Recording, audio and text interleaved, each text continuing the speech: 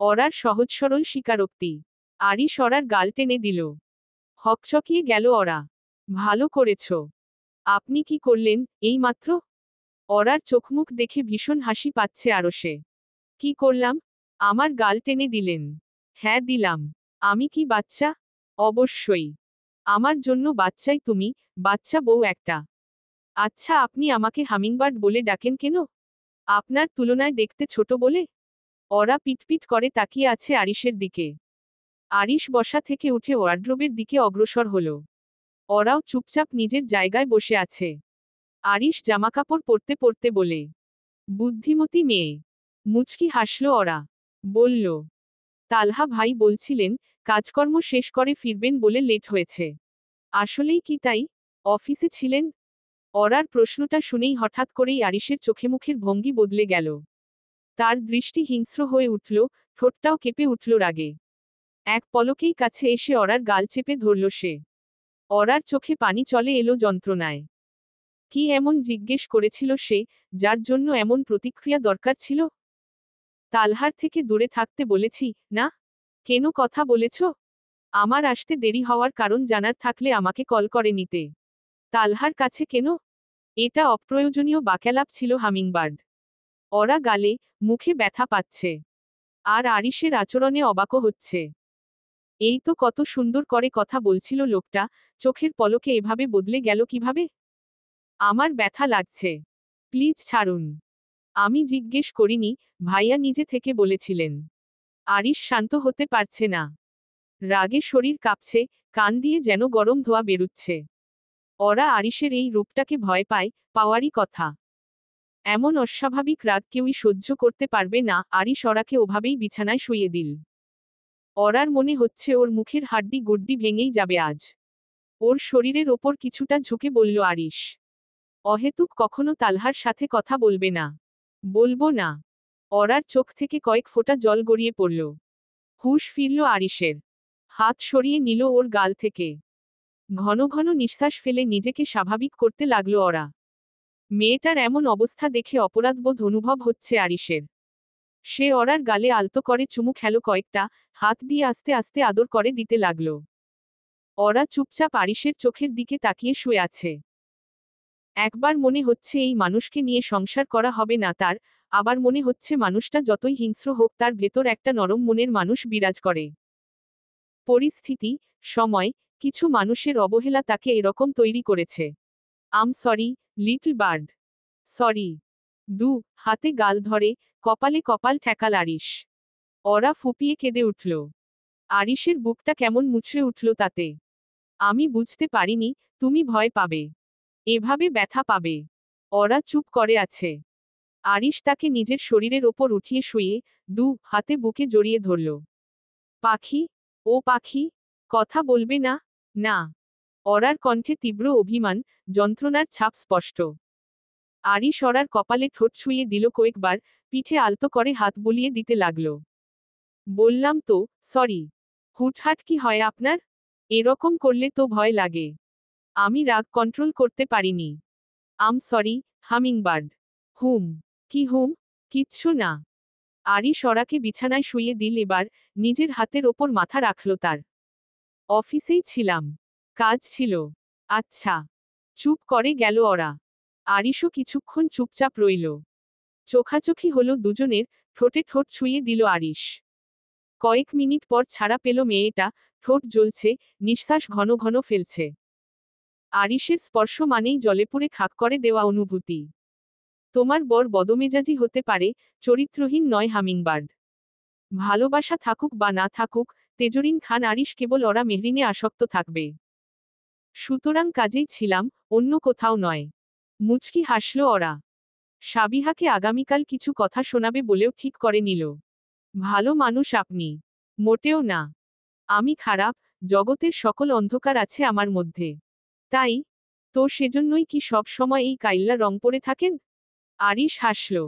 কাইল্লা রং। ওরা উঠে বসল। আরিশ কনুইতে ভর দিয়ে অর্ধশোয়া অবস্থায় বলে, কালো আমার পছন্দের রং। সব সময় রংটা ভীষণ টানে আমাকে, সেজন্যই পরি।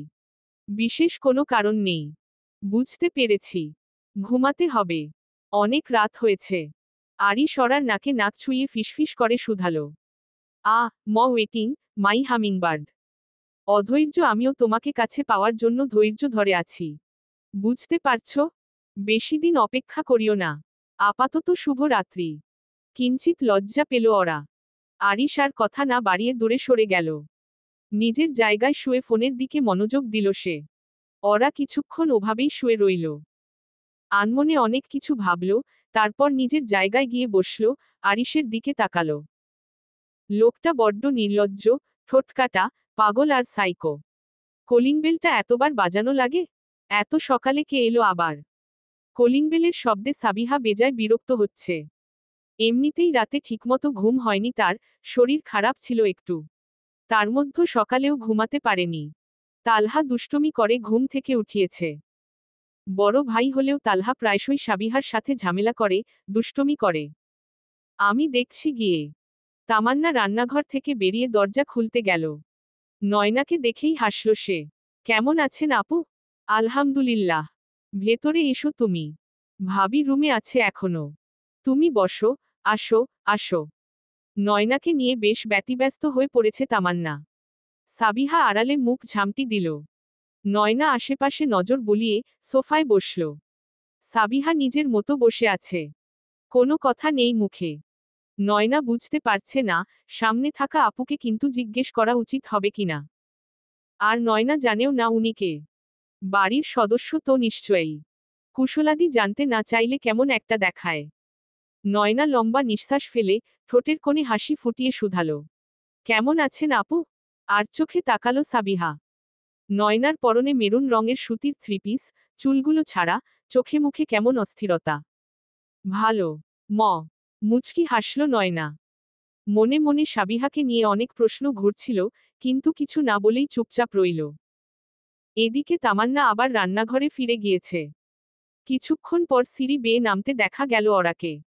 হেঁটে আসা যেন এক উৎসবের ঝামেলা। নয়নার ঠোঁটের কোণে ঝিলিক দিল একটুখানি হাসি। ওরাও বোনকে দেখে বেশ খুশি হল। নয়না উঠে দাঁড়িয়ে এগিয়ে গেল বোনের দিকে। কেমন আছিস নয়না? মা বাবা কেমন আছেন? সবাই আছেন, আলহামদুলিল্লাহ। তুমি কেমন আছো? ভালো আছি। চল খাবার খেতে খেতে কথা বলবো।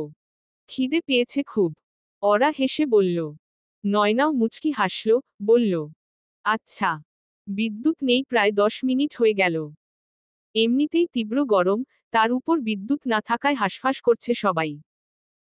নয়না আর ওরা ড্রয়িং রুমে বসে নিজেদের মধ্যে কথা বলছে, মাঝে মাঝে বিরক্তিতে কপাল ভাঁজ করে। আরিশ নিজের রুমেই আছে। তার তেমন গরম লাগে না। ফোনের স্ক্রিনে তাকিয়ে সময় দেখে নিল একবার সে। রাত 11টা পেরিয়ে গেছে। ওরা এখনো রুমে আসেনি। এই কয়দিনেই ওরা আরিশের অভ্যাস হয়ে গেছে। তাকে ছাড়া ঘুম আসছে না ভদ্রলোকের। অগত্যা বউকে ডাকতে ঘর ছেড়ে ড্রয়িং রুমের দিকে অগ্রসর হল সে। চাঁদনি রাতের নরম আলো ছড়িয়ে আছে চারপাশে। ছাদের এক কোণে দাঁড়িয়ে তালহা, হাতে গিটার ধরে রাখলেও আঙুলগুলো থেমে আছে কোন নিঃশব্দ সুরের অপেক্ষায়। কোন গান গাইবে বুঝতে পারছে না। গরমের জন্য তামান্নাও ধীরে ধীরে ছাদে উঠে এলো। চাঁদের আলো তার মুখে পড়ে তাকে আরো কোমল, আরো স্নিগ্ধ করে তুলেছে। কারো পায়ের শব্দে পেছনে ফিরে তাকালো তালহা। তার চোখ মুহূর্তেই আটকে গেল তামান্নার দিকে। গরমের শেষ। ভাই কি গান গাইবেন? তামান্না জিজ্ঞেস করল। তালহা হুশে ফিরল যেন ইদানিং তামান্নাকে বেশ ভালো লাগে তার, কিন্তু কেন? তামান্না তালহার দিকে তাকিয়ে আছে এখনো। তালহা কথা না বলে মুচকি হেসে গান ধরল। ये आसमां तेरा पायरन में है, द मेरी जान मेरी खायरन में है, तेरा रंग है लाल ढल सूरज का जैसे, इतना खूबसूरत कोई लगता है कैसे, आज मैं बैठो तुझे क्या रखा, मैंने तेरा नाम नशर रखा, जब जब बोले मुझे लगता है यूं कोई रैगनी, हम तुझको सनम ओ सनम इतना चाहेंगे, जैसे चांद को चाहे चांदनी। ড্রয়িং রুমে বসে আছে ওরা ও নয়না। বিদ্যুৎ নেই, তাই রিচার্জেবল একটি এলইডি লাইট জ্বলছে ঘরে। এই ধরনের বাতি বিদ্যুৎ থাকলে চার্জ হয়, আর বিদ্যুৎ চলে গেলে স্বয়ংক্রিয়ভাবে জ্বলে ওঠে। সাধারণত এমন বাতিগুলো 2 থেকে 3 ঘন্টা পর্যন্ত আলো দিতে পারে। ভাইয়া এত বললোক, কিন্তু কারেন্ট গেলে তোমাদের এভাবে অন্ধকারে থাকতে হয় কেন আপু? নয়নার প্রশ্নে থতমত খেল ওরা। ঠিকই তো বলেছে নয়না। এ বাড়িতে আসার পর কখনো লোডশেডিং হতে দেখিনি। তাই বিদ্যুৎ না থাকলে বিকল্প কোনো ব্যবস্থা আছে কিনা সেটাও জানি না রে। বিদ্যুৎ না থাকায় চারপাশটা কেমন ভুতুরে ভুতুরে লাগছে। রিচার্জেবল বাতির আলোয় পুরো ড্রয়িং রুমটা ঠিকভাবে আলোকিত হচ্ছে না। তার ওপর বাইরে বিদ্যুৎ চমকাচ্ছে, সঙ্গে ঠান্ডা বাতাস বইছে। মনে হচ্ছে ঝড় উঠতে যাচ্ছে বলেই বিদ্যুৎ নেই। আকাশে মেঘ করলেই যেন বিদ্যুতের সঙ্গে একটা অদ্ভুত সম্পর্ক তৈরি হয়। ঝড়ের সময় বিদ্যুৎ থাকেই না প্রায়। সিঁড়ি বেয়ে নিচে নামতে নামতে দুই বোনের কথোপকথন শুনে মুচকি হাসল আরিশ। তার হাতে ফোন, পরনে হাফ প্যান্ট আর কালো রঙের টি শার্ট। তালহা, এই তালহা, কোথায় তুই? আচমকা আরিশের গলা শুনে নড়েচড়ে বসল দুই বোন। বসার ঘরে দাঁড়িয়ে তালহাকে ডাকছে আরিশ, কিন্তু কোথাও তালহার সাড়া নেই। ওরা চুপচাপ তাকিয়ে আছে আরিশের দিকে। হাফ প্যান্টে বেশ মানিয়ে গেছে ভদ্রলোককে, মুচকি হাসল ওরা। এই ছেলেটা গেল কোথায়? কারেন্ট নেই, অথচ ওর কোনো হেলদোল নেই। কোমরে হাত রেখে চারপাশে সজাগ দৃষ্টি বুলিয়ে বলল আরিশ। নয়নাও বসা থেকে উঠে দাঁড়িয়ে বলল, ভাইয়া আমি উনাকে গিটার হাতে দোতলায় যেতে দেখেছিলাম। ভ্রু কুচকে তাকিয়ে আছে আরিশ। তালহা গিটার নিয়ে কোথায় যেতে পারে সেটাই ভাবছে হয়তো। ফোনে একবার কল করে দেখুন। নিশ্চয়ই ফোন সাথে আছে। ওরা বলল। আরিশ হাসল। মেয়েটার বুদ্ধি আছে। Good idea.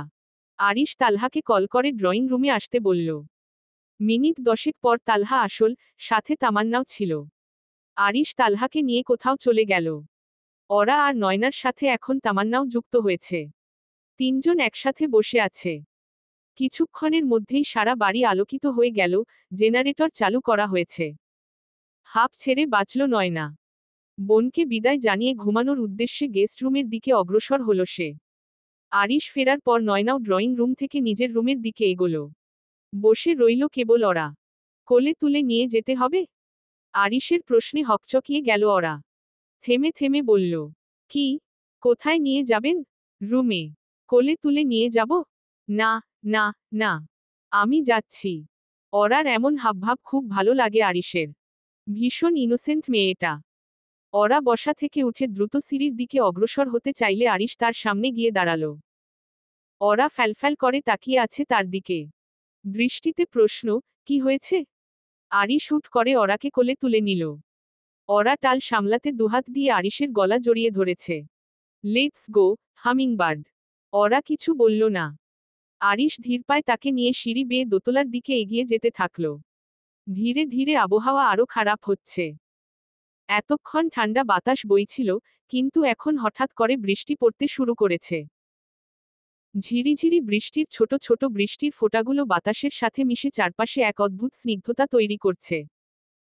বৃষ্টির সাথে সাথে আকাশে গর্জন শোনা যাচ্ছে, যেন প্রকৃতি তার উত্তেজনা প্রকাশ করছে। বিদ্যুৎ চমকানোর সাথে গর্জন আরও শক্তিশালী হচ্ছে, আর মনে হচ্ছে এই গর্জন কোনো কালবৈশাখী ঝড়ের আগমনের সংকেত। বাতাসের প্রবাহ আরও তীব্র হয়ে উঠছে, আর বৃষ্টির তীব্রতা বাড়তে শুরু করেছে, যেন কোনো বড় ঝড় আসছে। ওরাকে কোলে নিয়ে বেডরুমে প্রবেশ করল আরিশ। ধীরে ধীরে ওরাকে নিয়ে বিছানার দিকে যাচ্ছে সে। ওরা শুধু আরিশের দিকে তাকিয়ে আছে। কেমন একটা নেশায় ডুবে যাচ্ছে ওরা। রুমজুড়ে ডিম লাইটের মৃদু আলো যেন সেই নেশালো ভাবটাকে আরো তীব্র করে তুলছে। আরিশ ওরাকে বিছানায় শুইয়ে দিল। হালকা গোলাপি রঙের থ্রিপিস পরে আছে সে, চুলগুলো মেসি বান করা। আরিশ গভীর মনোযোগ দিয়ে দেখছে ওরাকে। ওরার কপাল, ভ্রু, চোখজোড়া, নাক, ঠোঁট, আকর্ষণীয় শরীর সবকিছুই। কোনো কিছু যেন আরিশের দৃষ্টি থেকে বাদ যাচ্ছে না আজ। ওরা শুকনো ঢোক গিলল একবার। আরিশের চোখগুলো কেমন ঘোলাটে লাগছে। মনে হচ্ছে ওই চোখে ওরার সর্বনাশ লুকিয়ে আছে আজ। আরিশ ঘরের দরজার দিকে এগোলো, দরজা আটকানোর জন্য। ওরা সেই ফাঁকে চোখ বন্ধ করে লম্বা নিঃশ্বাস ফেলল কয়েকবার। কি হচ্ছে, কিছু বুঝতে পারছে না সে। আরিশ দরজা আটকে দিয়ে ওরার মাথার কাছে বসল। কয়েক সেকেন্ড চুপচাপ তাকিয়ে রইল ওরার মুখপানে। বাঁধা চুলগুলো খুলে দিল। ডান হাতের আঙুলটা ওরার কপালে ছুল। শিউরে উঠল ওরা। আরিশের স্পর্শ বরাবরই তীব্র, কিন্তু আজ সেটা ছিল একটু ভিন্ন, কোমল, অথচ অনুভূতি প্রবল। Are you okay, hummingbird? Hmm. Sure? Yes. মুচকি হাসল আরিশ। কপালে স্পর্শ করা আঙুলটা কপাল থেকে নাকে, নাক থেকে ঠোঁটের ওপর এনে থামালো আরিশ। ওরা কাঁপছে, তার ভিতরটা কেমন অদ্ভুত লাগছে। আরিশের প্রতিটি স্পর্শ, পরবর্তী স্পর্শ পাওয়ার জন্য ব্যাকুল করে তুলছে ওরাকে। তারপর আরিশ আলতো করে ওরার কপালে ঠোঁট ছুঁয়ে দিল। আবেশে চোখ বন্ধ করে ফেলল ওরা। চোখ বন্ধ করতেই কিছু অনাকাঙ্ক্ষিত দৃশ্য ভেসে উঠল। আরিশের সেই হিংস্র আচরণ, প্রথম রাতের যন্ত্রণা, আকাশকে গুলি করা, সবকিছু। ওরার মন বদলে গেল। চোখ মেলে তাকিয়ে কিছুটা দূরে সরে গেল সে। আরিশ বিষয়টা বুঝতে পেরে বলল, কি হয়েছে? কিছু না। বাইরে ঝড় হচ্ছে, আমি এসব খুব ভয় পাই। আমি থাকতে ভয় কিসের? আমি আছি তোমার জন্য, পাখি, ভয় পেও না। ওরার বুকটা কেমন মুচড়ে উঠল। বাইরের ঝড়ে তার কিছু যায় আসে না, ভয়ও পায় না সে। কিন্তু সব ভয় তো আর কেবল আরিশকেই নিয়ে। যাকে নিয়ে ভয়, সংশয়, সে নিজেই বলছে, সে সবকিছু থেকে আগলে রাখবে। দীর্ঘশ্বাস ছাড়ল ওরা। আচ্ছা, ঘুমাই? ভ্রু উঁচিয়ে, ঠোঁট বাঁকিয়ে হাসল আরিশ। ঘুমাতে ইচ্ছে করছে? হুহ, ঠিক আছে। আরিশ বিছানায় শুয়ে, দু হাতে ওরাকে আঁকড়ে ধরল। ওরার দু চোখ ছলছল করছে। ইচ্ছাই হোক কিংবা অনিচ্ছায়, বিয়ের পর থেকে এই লোকটার বুকের মধ্যে শুয়েই প্রতিটা রাত কাটে তার। ওরা তো চায় এভাবেই আজীবন কাটুক, তবে স্বাভাবিকভাবে। কিন্তু আরিশের আচরণে হতাশ হয় সে। মাঝে মধ্যে যেন আরিশ নিজের মধ্যে থাকে না। বদলে যায় হুটহাট। সারারাত বিধ্বংসী ঝড়ের পর নতুন সকালের রোদ আকাশে একা একা উঠে আসছে, আর তা আস্তে আস্তে জানালার ফাঁক দিয়ে রুমে ঢুকে পড়ছে। রোদের আলো মিষ্টি করে ছুঁয়ে যাচ্ছে নয়নার চোখে মুখে, যেন সে নতুন করে পৃথিবীকে অনুভব করছে। বাইরের বাতাসে ঠান্ডা, ঝড়ের পর এক অদ্ভুত শীতলতা যেন নেমে এসেছে। প্রাচীরের গাছগুলো ছেঁড়া পাতায় মোড়া, কিন্তু তাদের মধ্যে নতুন পাতা গজানোর সম্ভাবনা এক স্নিগ্ধ আশায় ভরপুর। সূর্যের প্রথম আলো সেই গাছগুলোর ওপর পড়লে যেন তারা নতুন করে জীবন পায়। চারপাশে কিছু দূরে জমাট বাঁধা কুয়াশা, যে কুয়াশা ধীরে ধীরে মধুর রোদে বিলীন হচ্ছে, প্রকৃতি যেন তার ঘুম ভেঙে উঠে এসেছে। রোদের আলো চোখে মুখে পড়তেই ঘুম ভাঙতে শুরু করল নয়নার। ঘুম ভেঙে মনে হলো, গতকাল রাতে তো জানালা বন্ধ করেই শুয়েছিল সে। তাহলে রোদ কিভাবে এলো? এসব ভাবতে ভাবতে চোখ মেলে তাকালো নয়না। ওরা জানালার পাশে দাঁড়িয়ে, পর্দাগুলো সরিয়ে দিচ্ছিল। ওরাকে দেখে স্বস্তির নিঃশ্বাস ফেলল নয়না। কালো থ্রিপিসে দারুণ লাগছে ওরাকে। ঘুম ভেঙেছে? উহু, ঘুমিয়ে আছি। খিলখিল করে হেসে উঠল দুজন। নয়না শোয়া থেকে উঠে বসে, চুলগুলো ক্লিপ দিয়ে বেঁধে নিল। ওরা ততক্ষণে নয়নার কাছাকাছি এসে দাঁড়িয়েছে। ফ্রেশ হয়ে আয় আগে। তারপর ব্রেকফাস্ট করবি। তা ঠিক আছে। কিন্তু নাস্তা করেই বাড়ি চলে যাব। ওরা হেসে বলল। কেন? আজকেও থেকে যা। না আপু। আমি তো কালকেই চলে যেতাম। নেহাত ভাইয়া থাকতে বলল, না থাকলে যদি তোমাকে কিছু বলতো, সেজন্য থেকে গেলাম। ভালো করেছিস। আজ না হয় আমার কথায় থেকে গেলি? নয়না ঠোঁট কামড়ে মুচকি হাসল। ওরা নয়নার বিছানা গুছিয়ে দিচ্ছে। ঠিক আছে। জানো আপু, ভাইয়া যে এতটা ভালো আগে বুঝিনি। যেমন, এই যে তোমাকে কত ভালোবাসে, সবকিছু খেয়াল রাখে। তবে হ্যাঁ, উনার রাগটা একটু বেশি। তোমাকে বিয়ে করার জন্য যেসব করল। ওরার মুখটা মলিন হয়ে গেল। সেই দিনগুলোর কথা মনে পড়লে অশান্তি লাগে ভীষণ। তবে নয়না কি বলল? ভালোবাসে? আরিশ তো ভালোবাসায় বিশ্বাস করে না। আর না তো ওরাকে ভালোবাসে। অনেক বলেছিস। পাকাবুড়ি একটা। চল, চল ফ্রেশ হয়ে নে। আমি গেলাম। কাজ আছে আমার। ওরা এসব বলতে বলতে ঘর থেকে বেরিয়ে গেল। নয়না স্বস্তির নিঃশ্বাস ফেলল, ঠোঁটের কোণে প্রশস্ত হাসির রেখা। বোন সুখে আছে, এই ভেবেই মনটা ফুরফুরে হয়ে আছে তার। এত আদিক্ষেতা ভাল্লাগছে না, মা। একে তো ওই মেয়েটাকে নিয়ে বাড়াবাড়ি, আর এখন এসে জুটেছে ছোট বোন। রাগে হিসহিসিয়ে বলল সাবিহা। নিজের ঘরে মায়ের সাথে বসে কথা বলছে সে। শুধুমাত্র আরিশের জন্য ওরাকে কিছু করতে চেয়েও করতে পারে না সাবিহা। ওরাকে একটুও সহ্য করতে পারে না সাবিহা। কবে যে মেয়েটাকে বাড়িছাড়া করবে সেই অপেক্ষায় আছে। তাসলিমা খাতুন মেয়ের কাঁধে হাত রেখে বলেন। শান্ত হ সাবিহা। সবুরে মেওয়া ফলে। এত তাড়াহুড়ো করলে চলবে না, আর রাগ সামলে নিতে হবে। রেগে গেলে তোরই লস। মায়ের কথায় যুক্তি আছে। সাবিহা দীর্ঘশ্বাস ফেলে নিজেকে শান্ত করার চেষ্টা করছে।